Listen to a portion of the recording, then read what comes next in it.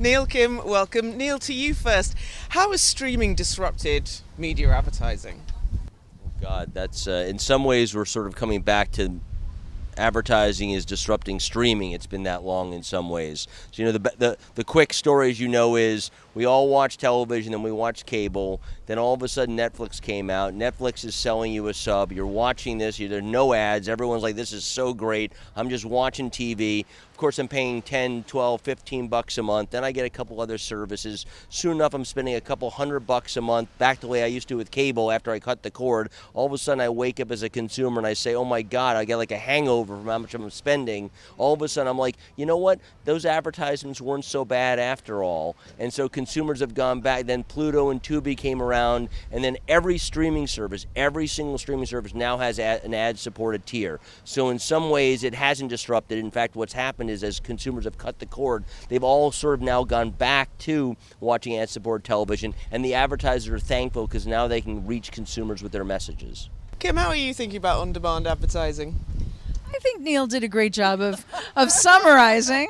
I would add that I do think it's actually a bit more complex for advertisers, however, though, because people are watching when they want, where they want, how they want. That's the new premiere. It's not Sunday night at 9 o'clock where you can anticipate 2 million people to tune in at the same time, hit your reach and frequency goals with 2 units and be done with it. You've done your marketing campaign, you've pushed it out to the scale you need. Now you're talking about dozens, if not hundreds of units over a longer time period, or if you do have a tight window like theatrical release or something like that, you have to place potentially thousands of units across multiple services to get the same number of people at the same time. So I do think it's gotten a little bit harder for the advertiser, and I think that everyone's earning their paychecks these days. Yeah. In terms of live content, with streaming, how are you thinking about that? So live is a really, I feel like it hasn't kind of, the wave has not crested yet. I feel like, you look at, so we have live through our own services. The viewership is not actually what we anticipated, candidly. We also have our fast channels on our services, and the viewership there, the streaming or live, I'd actually kind of put both, meaning real time. When I say streaming, a linear feed of content, so continuous programming with a guide, this is on at this time, and it's going to keep going whether you tune in or not, versus on demand. I think when people are coming to services, they've been trained by the Netflix of the world.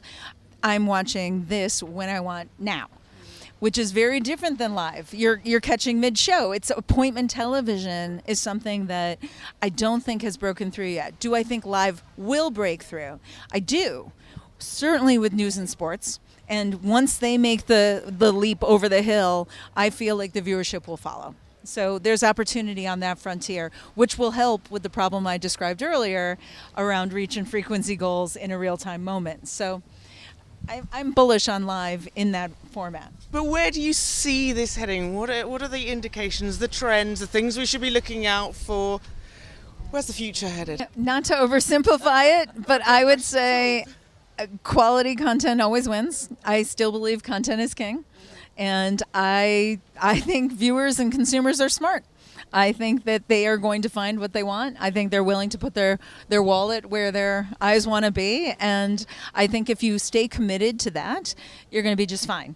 I think that being everything to everyone is a very expensive, time-consuming proposition that not many have been successful with. So we're going to stay our course, and we think it's a winning model. I think that's a lesson for life, Kim. Neal? Yeah, look, I even though I'm not a sports guy, I'll use a baseball analogy. We're sort of, I think, in the 4th inning or so. Maybe we're in the top of the 5th inning, so maybe we're halfway done. We got a number of innings to get through to figure out how this industry is going to play out, and I think we don't yet know exactly where it's going to go. Even in this you see it reported often that there's rumors of some of the majors again being brought together. Whether that happens because of regulatory concerns, I don't know, but more consolidation is going to happen. But it's early on. Neal, Kim, thank you so much. Thank you. Thanks very much.